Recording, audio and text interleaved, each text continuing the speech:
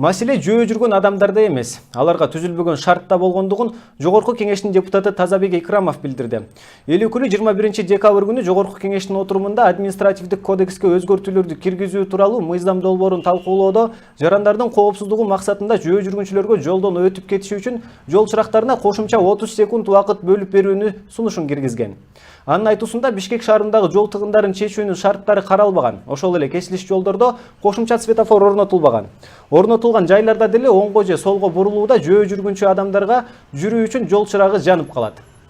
Бир светофордон экинчи светофорго чейин алыстык өтө чоң да. Мисалга алсак, Матросова Медерова көчөсүндө ошол жерде көптөгөн бала бакчалар жол болсо, ошо чоң жолдон өтүүгө ушунчалык бир кыйын нерсе түзүлгөн да.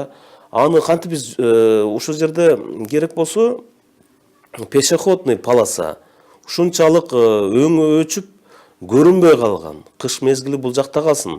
Керек болсо жазында, жайында ошол жерде пешеходный линия көрүнбөйт. Мына ушул жерде маселе жатат да. Ошо пешеходныйды өткөзбөй, ошол жерден машиналар зуулдап өтүп атат. Бардык ошол жерде мектепке барат, мектептен чыгат.